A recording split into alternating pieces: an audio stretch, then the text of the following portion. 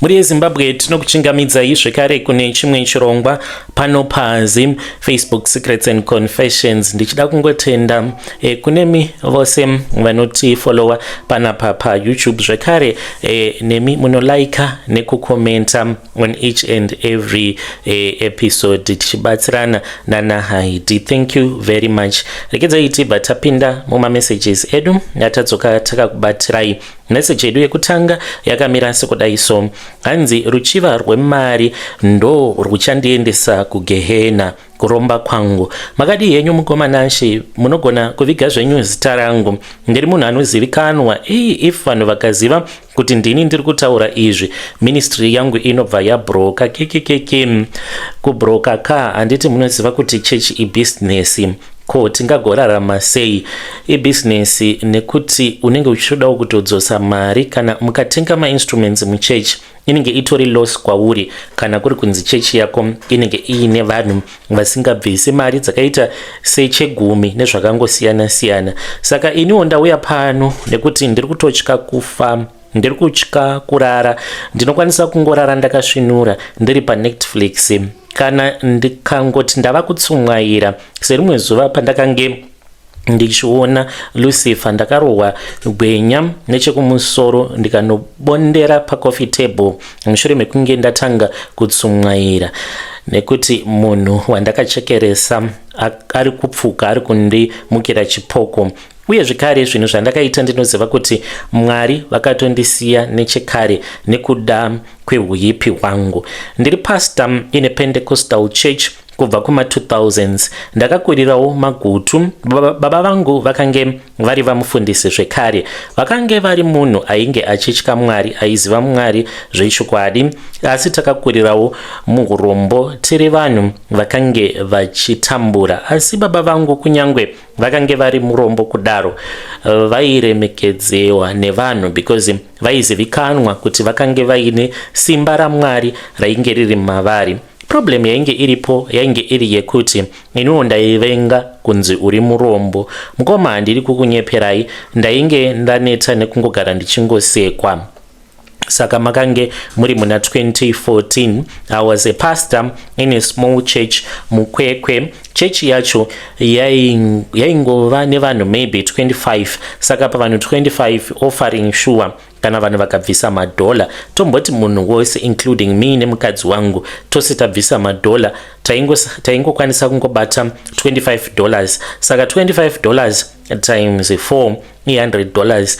Tumariwo twechegumi vauyawo vasina kuuya mobva mabata kamwe ka $100 maikwanisa kana kutobhadhara mari yerent kweiwo magetsi. Saka mamwe mapastors avo vandakange ndakakura navo ndikaenda navo kuBible school vakange vatova nemari vachitofamba nemafortuna. Vakadzi vavo vachienda kunana China kunohodha vachipfeka zvakanaka, vana vavo vari kuma private schools. Eniwo ndaifamba nebhutsu yakabhenda.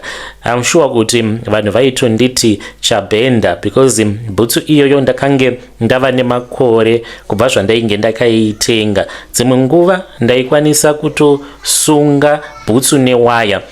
One pastors conference rimwe zuva ndakanyadziswa zvakaipa. Takange tichibva muhall, umwe pastor akaseka achiti, yo muprofita bhutsu dzenyu dzava kuita geography, dzinofamba dzichimesha matombo nekubhenda kwadzakaita. Vamwe vakatanga kuseka because vainge vachiti bhutsu yangu kubhenda kwayo yakaita kunge 90-degree angle. Mukomanashi ndakaseka navo but deep down in my heart ndakanzwa kurwadziwa. Ndakachema ndiri ndega usiku ihwohwo, ndakatanga kuita bitterness kuna Mwari. Ndaiti ko ndiri kushandira chii kana vana vemadhimoni vachirarama a better life. One evening after crusade vamwe pastor vakanditi, imi muchiri kutenda kuti vanhu ava vakapfuma nekungonamata chete? Ndikabvunza kuti meaning? Vakanditi kune dzimwe nzira dzinokurumidza kukupa mari. Ndakamboramba but mukomanashi desperation chinhu chakaipa. Pastor vaya vakabva vachizondipa namba yomumwe murume akange achigara mugokwe. Vakati kana ukangoenda kwaari life yako inobva yashanduka. Ndakaenda kondiri ndega ndikanyepera kumukadzi wangu kuti ndainge ndaenda kufasting and prayer mountain. Murume wandakasangana naye kuGokwe ndichavati Sekuru Chidembo. Sekuru Chidembo ava vakange vari munhu akange asingagari muvillage, vaiva nemusha muvillage but ivo vaigara mumakomo. Pandakasvika pamba pavo chaipo ndakanzi pano hapasiripo pavanogara, ndikati zvimwe kuda ndarasika. Pakabva pachizosvika chizukuru chavo icho chakati chaikwanisa kundiperekedza. Takafamba tikakwidza gomo ndokubva tachizopinda mukati memakomo, ndikabva ndasvika painge pachinzi pabako. Mubako imomo ndimo mavakange vachigara. Mukoma ndakati ndichinopinda mubako muya ndakaona kuti makange muine matehenya emhuka dzakasiyana-siyana. Ivo vakange vakatorara zvavo padehwe ravainge vakarara pamusoro paro. Ndakanzwa ndichibatwa nekumwe kutya kwainge kwakanyanya because vakandiudza kuti ndisaswedera padhuze navo nekuti pakange paine rovambera iyo yainge ichifamba padhuze navo, asi vainge vainetesa nemishonga yavo. Saka vaitya kuti kana vakangoita any movement yaikwanisa kubva yaregedzewa nemushonga uya yobva yavaruma. Saka ndakamira kuda about 30 minutes kusvika rovambira iyoyo ichizonyangarika yakapinda mumwenya. Vakatanga zvavo kuseka, vakanditarisa vakati, pastor vamufundisi, mauya kuzotsvaka kashortcut kwandiri. Ndikati ndauya kuzotsvaka breakthrough.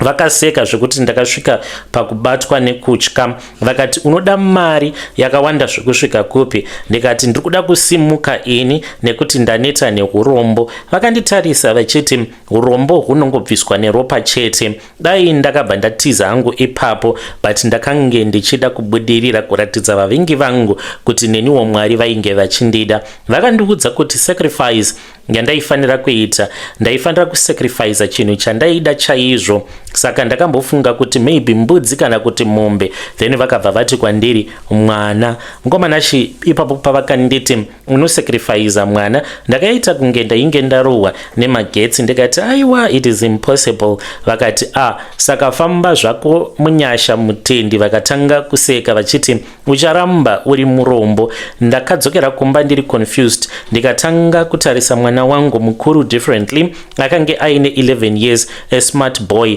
wandaida. One night akauya achiti kwandiri, dedi kana ndakura ndinoda kuzovawo mufundisi semi. Ndakabva ndatotanga kutochema ndiri ndega ndapinda mubathroom, but nekuda kwekuti ndakange ndichidawo kuti ndige ndichizonzi ndine mari. You know, kana wafunga mari unokwanisa kuuraya icho chaunenge uchida, because the love of money is very evil. After weeks ndakadzokera kuGokwe ndikabvuma. Mukomanashi handikwanisi kutsanangura zvose zvakaitika, but mwana wangu akafa.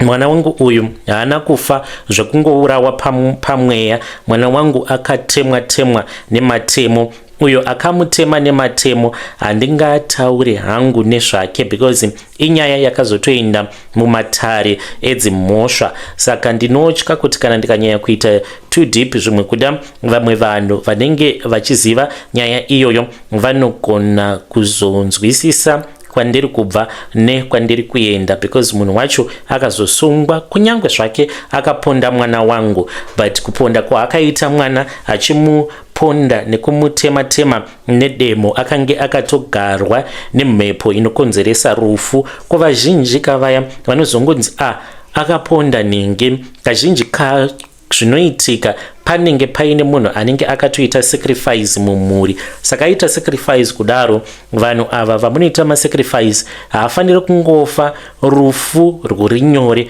kurwadziwa kwake. Izvi ndakazotozviziva ndatanga kupinda musatanism iyi yekurombeswa nen'anga yekuGokwe. Hanzi munhu anofanira kufa zvekuti akarwadziwa, kurwadziwa kwake ndokunozoita kuti iwe unge uchizoita mari yakawandisa.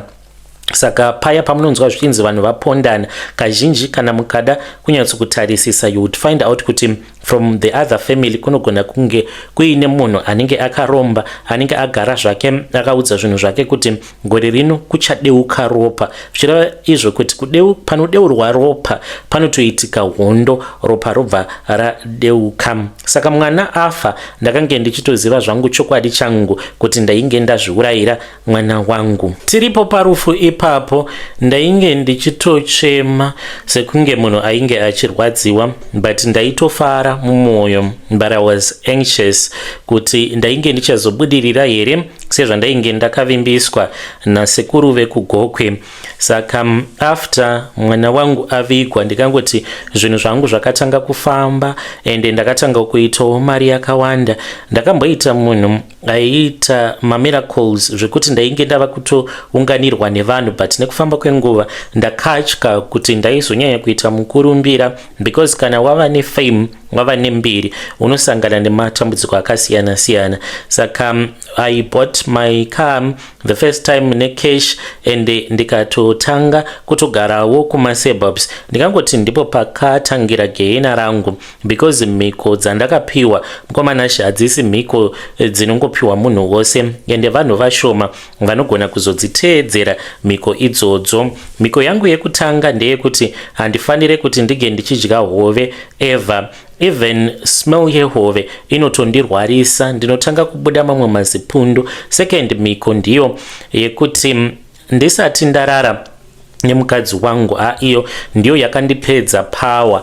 Pandakadzokerako kugokwe ndichinonopiwa mhiko dzangu mushure mekunge ndakwanisa kuuraya mwana, ndava kudzokera kunovasuma kuti ndo zvakange zvaitika. Ndadzokera nevhu randakange ndatora paguva remwana wangu riri mubhodhoro. Takagara pasi, sekuru vakati kwandiri, usati warara nemukadzi wako unofanira kutanga warara nebenzi. Ndakagara pasi ndikatanga kuseka, naivowo vakaseka. Ndikati zviri kwere zvinhu zvakadaro. Saka pandakanzwa nyaya iyi ndakati aiwa ina handizvikwanisi. Vakabva vanditi kana ukasazviita unofa. So every time patinenge ndichida kurara nemukadzi wangu ndinototanga ndatombopemberera nedhorobha rose ndichitsvaka benzi. Dzimwe nguva ndinofamba usiku ndichitsvaka homeless women kana vanhu vanopenga vanenge vachifamba nemigwagwa. Pane rimwe benzi rekuno kukwekwe randinotopa mari nechikafu nguva dzose. Mukoma rinozoti dzimwe nguva kana rikandiona kana mutauni rikangondiona chete rinotanga kundimhanyisa kana kumhanyisa motikari yangu. Iniwo ndinobva ndari ignore, because iro rava kutozviziva kuti munhu uyu ndiye anondipa chikafu. Kungoti chete harizivi pandinogara. Dzimwe nguva ndinomboimagina kuti kana rikangokaruka rasvika pamba pandinogara ndinozoti kudii. Saka kana ndikariona ndinoripawo chikafu, but ndinozviita huri usiku, ndinoenda pariri ndobva ndanoripa mari ndoripa chikafu. Only me ndini ndinoziva izvi zvandiri kuita.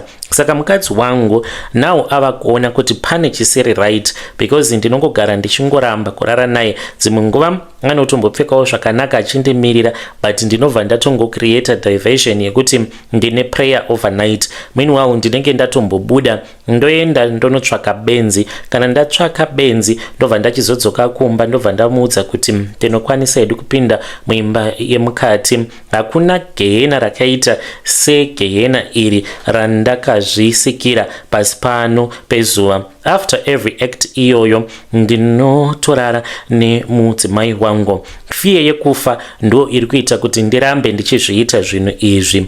Mhiko imwe yandakapiwa zvekare ndeyekuti every 2 months ndinofanira kuti ndige ndichirara paguva. Imhiko yakaoma kwazvo. Kungoenda pamusoro peguva ndobva ndatonorara pamusoro peguva, but handitenderwi kungoenda kune any random cemetery. Ndinotofanira kutonorara paguva remunhu wandinoshare ropa naye. Saka ndinototravela mukoma.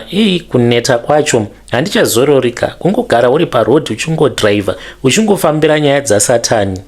Ndinozvidemba hangu kuti dai ndisina kumbogara ndakaromba. Saka ndinoti kana ndikaenda kwagutu ndobva ndaenda paguva rababa vangu, saka ndinobva ndanorara po pamusoro peguva rababa after every 2 months. Ndinongocreata kadiversion seizvezvi nekuda kwemaprojekti kwedu kwagutu uku. Ndine chiprojekti changu chandakatanga. Project iyi ndakaitanga nechikonzero chekuti ndinoda kuti ndinge ndichizopota ndichizodzoka ndichizorara paguva rababa vangu. Mukomanashi sezvandakuudzai kuti baba vangu vainge vari epastor aitya Mwari, dai vaiziva izvo zvandiri kuita vangadai vachindituka, but sezvisinei, this other night ndakange ndakarara pamusoro peguva ravo. It was around 2 am ndopa ndakanzwa munhu achichema. Ndakavhura maziso angu ndikabva ndavaona. Ndakabva ndaona spirit yababa vangu vakange vakagara pamusoro peguva vachichema, vakati kwandiri, asi nhai mwanangu, ndakakutadzirei kuti rinda rangu ndiro rawasarudza kuti unge uchizoita musha wemadhimoni. Mukomanashi ipapo ndakashamisika because ndakange ndakapiwa simba rakanyanyisa nasekuru vekugokwe, vakati haumbofi zvekare wakaona mweya wemunhu akafa nekuti wava mwana wangu, but ndakatoona chipoko chababa vangu. So ndichidzokera zvekare kunyaya yangu after mwana wangu afa, zvinhu zvangu sezvandakuudzai kuti zvakatanga kusununguka. Kana kari sekachechi handisisina basa nekuti muchechi munouya vanhu vangani, handina basa nazvo. Kunyange zvemamiracles ndakasvika pakudzokera kugokwe ndikabva ndati ini handidi kuti ndinge ndichizozivikanwa semunhu anonyanya kugona kuporesa vanhu kuita mamiracles, because ipapo pandakamboenda kune imwe crusade vanhu vakange vava kutondikumbira kuti ndivanamatire, vamwe vachida kuwana mavisas mabusinesses avo. Ndikati zvekuzoita mbiri handidi, asi mari ndinongoiwana on a daily basis. Makore acho iwawo ndichangobva mukuromba ndopa ndakatenga motikari yangu kuvaka imba muHarare kunogara maloja. Ende bamwe mapastors avo ainge achimbondivenga vakatotanga kutondirespecta. Ndo zvimwe zvekare zvinoitika mukurarama. Unogona kunge uri murombo but uine mweya waMwari unenge uri mauri, but nekuti unenge uri murombo hakuna anenge achikwanisa kuti ange achikuremekedza. Asi kana ukanzi unenge wava nemari, vanhu vanenge vasina basa nazvo kuti the source of your income unenge uchimbowana mari kubva kupi, vanenge vava kuda kuwirana newe. Saka mamwe mapastors awo aigara achindiseka. Vazhinji vacho ndini ndainge ndava kutovabatsira in life, vachitouya kwandiri nerweseri ndichitovapa mari idzodzo dzehurombwa. So each and every blessing, kana ndikapa munhu chipo, blessing chinenge chisiri chipo but it will be a cursed blessing. Ndinokutorera chipo chako, but mukoma, kunyange ndiri munhu anotora zvipo kubva muvanhu but handizviiti pose pose, nekuti dzimwe nguva ndinobatwawo nemweya wetsitsi kuti munhu uyu wandiri kuda kutorera chipo chake anozomborarama upenyu hwakaita sei. Dzimwe mhiko dzandinoita dzinondityisa ndedzekuti kana mudzimai ari pamba ndinofanira kumbobuda panze ndobva ndatora gavakava ndozanganisa nemvura ndobva ndanwa. Izvi ndakaudzwa kuti ndinozviita kuti kana akanamata ndisazomanifesta mweya yemadhimoni iri pandiri inge ichizotanga kutaura. Saka mudzimai wangu iye munhu anonamata zvisingaite, she is always praying at all the times, but ndinototya kuti she is going to expose me. Ndo imwe nyaya iyo yandiunza pano. Ndine mufungo wekuti zviri nani kuti ange achienda 6 feet underground, because kunamata kwake kwaanoita anogona kuzondifumura. Apa mukadzi wangu ndinoti kana ndakamutarisa moyo unobva watanga kurwadza kuti pane zvose izvo zvandakamutadzira haana kana chaanoziva, saka hafanire kuti ange achizofa. Asi ndinotya kuti anokwanisa kuzonditengesa. Ndoitawo sei nhai mhuri yeZimbabwe?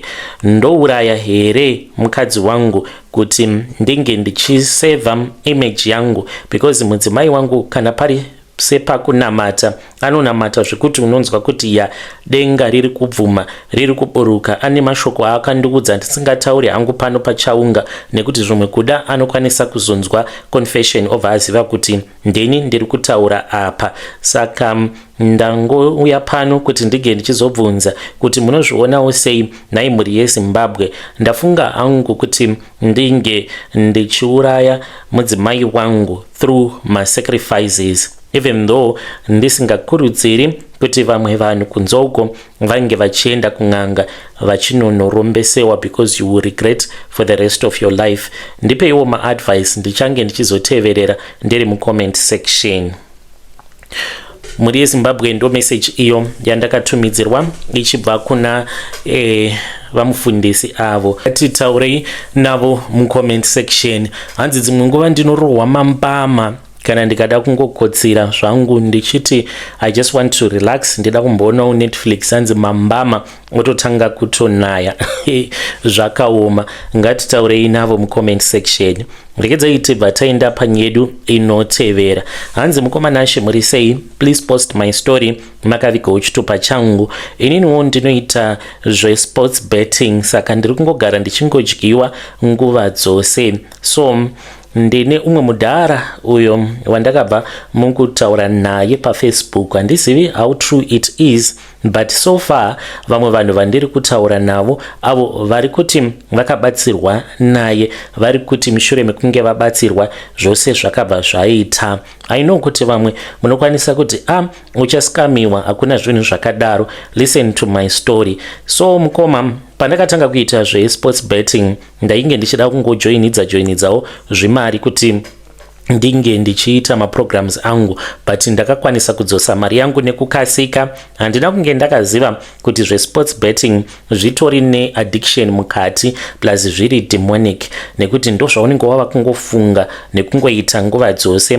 Hauna chimwe chinhu chaunenge wava kukwanisa kuita than kungoti utsvake mari woenda unosiya kusports betting. Ndaona kuti ndava kutanga kudyiwa mukoma. Ndakaedza kuti ndinge ndichisiyana nazvo sports betting, but ndakakonewa kusvika pari nhasi ndatova neaddiction. Pazuva ndinokwanisa kubheja kana $100 emari yekuti kana ndisingadi zvekubheja musi iwoyo ndinoitsvaka ndikaishaya $100, but kana shavi racho rabata rebetting, kana ndikatanga kuitsvaka ndinosvika pakuiwana. Asi yose yandinenge ndawana, musambofungidzira kuti kune kumwe kwandinokwanisa kuzoiendesa kana kuishandisa zvine musoro. Ndinotongoishandisa izvozvo zvinenge zviri zvebetting chete, then ndobva kana ndadyiwa ndadyiwa, kana ndisina ndinongoti you will win next time player. So ndakabva ndachizopinda mugroup, but group randakatanga kupinda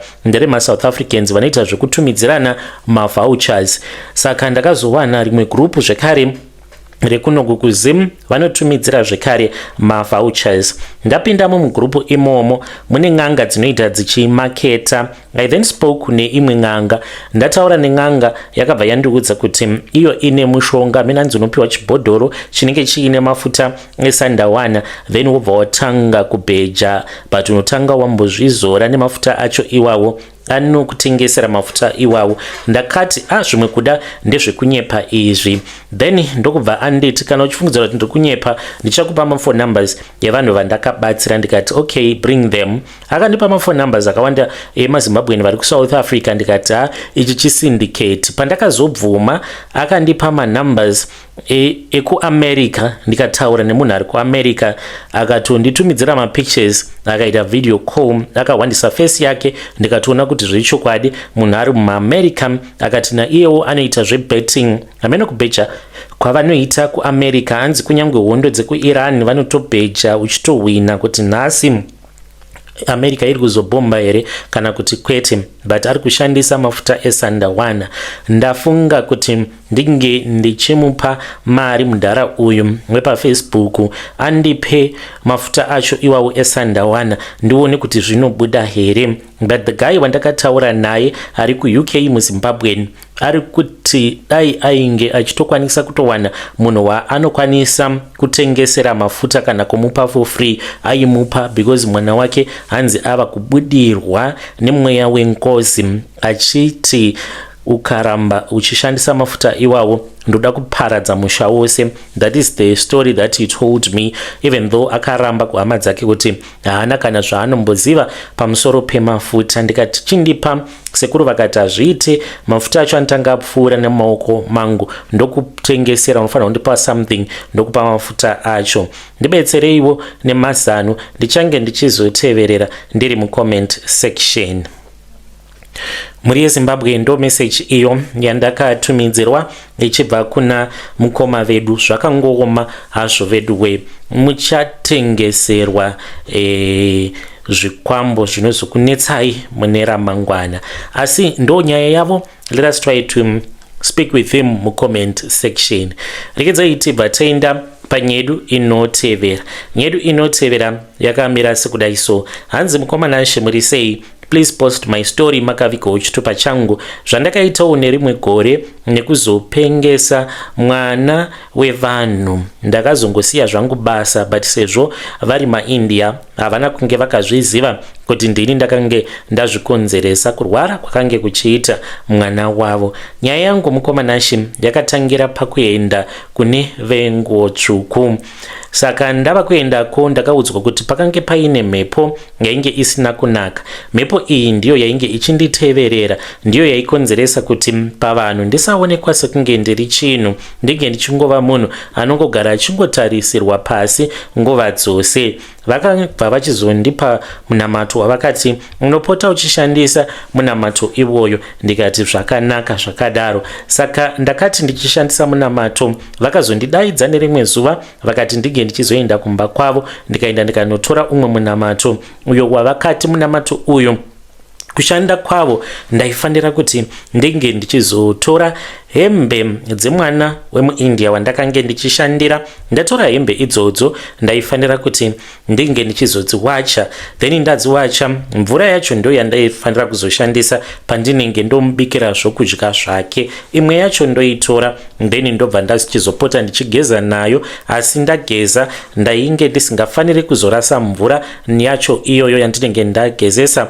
ndiyo yandaifanira kuzokorobha nayo mumba memwana wemuIndia. Yakange iri mhiko yaindityisa, but vakanditi zvakange zvisiri zvekung'anga izvi, vainge vachitongodawo kutongondibatsira. Ndikati zvakanakai. Saka ndakabva ndachizoita sezvavakange vakandiudza. Ndakatora hembe dzemwana, instead yekushandisa the washing machine ndakawacha hembe dzemwana ndisingashandisi washing machine. Pedzezvo ndokubva ndachizotora mvura iya, ndikabva ndatora imwe yacho ndikamubikira nayo rice, then imwe mvura yacho ndikageza. Ndapedza kugeza ndopa ndakabva ndachizokorobha murumu make. Hapana kana kuzombotora mazuva, mwana uyu akatanga kurwara mukomanashe, akangobatwa nestroke. But abatwa nestroke kudaro ndakatorota imwe hama yangu yakafa, ndichitorotesewa ndichitoudzwa kutoti zvawatoita izvozvizvi unozviziva here kuti watokanganisa upenyu hwemwana uyu, tarira uone. Ndo zvandakanzwa ndiri kuhope. Ndokubva ndamuka. Pandakamuka ndikatoziva kutoti ndini ndakange ndakonzeresa kurwara kwemunhu. Ndakadzokera kuna madzibaba ndikati madzibaba, idzi ndo hope dzandakarota. Saka ndainge ndakamboudzwa samwe kuti kana ukaenda pane muprofita iyeye kana kuri kunzi akati anenge achida kuisa mbiya mumusoro mako akakwidibira mbiya yacho, panogona kunge paine possibility yekuti anenge achida kutokuvhara kuti usazongoramba uchirota kana dziri hope dzaunenge uchirota. Saka the moment iyo vakangoti madzibaba vaya, mirai ndinge ndichikuyeresai madzimai, hana yangu yakabva yarova. Saka vakabva vatora mbiya yavo, vatora mbiya ndokubva vauya padhuze neni, vakabva vati vakange vachida kundiyeresa uye zvekare vakange vachida kugadzika mbiya mumusoro mangu. Vakapfugama vari kumberi kwangu, vakabva vatanga kufamba vachienda kumashure kwangu, asi ndakavaona nekona reziso vachinokwidibira mbiya. Ndikatoziva kutoti munhu akange ava kutoda kundivhara hope dzangu. Ndakangosimuka ndikati ndinodzoka, handina kana kuzombogara, ndakadzokera zvekare. Saka kushandisa mishonga kwandakaita ndakatoita zvekutobatsirwa nemuprofita. Nyaya yangu mukoma iri pakuti musambofa makavimba mumaprofita awa enguo tsvuku. Zvavanoita zvakangofanana nekuti vanoita yatingati isatanism, because ipapo ndakange ndichingoda kuti ndige ndichingowedzerwa pay, but yai mukoma ndakazogumisidzira ndatouraya mwana wemuIndia. Ndakangosiya basa, everyday ndinonamata kuti dai maIndia iwawo akasambofa azviziva kuti ndo zvandakaita izvi. Otherwise mukoma kukana maIndia vachitawo zvekushandisa mishonga vachiromba meno kuti chii chinozoitika. Yo, muri yeZimbabwe ndo message iyo yandakatumidzirwa ichibva kuna vanzvadzi vedu. Ngatitaurei navo vanzvadzi vedu ava mucomment section yapakaipa. Hanzi musavimba nemaprofita ekunguo tsvuku, because vanogona kana kurombesa uye zvakare nekutokuurayira munhu. Dzimwe nguva ari munhu waunenge usina kumbofungidzira kuti ndiye wawanga uchida kuti ange achizofa. Zvino pay yacho yakazowedzerwa here kana kuti kwete? Nai vanzvadzi, kana kuti makangourayira mwana wevanhu mahara.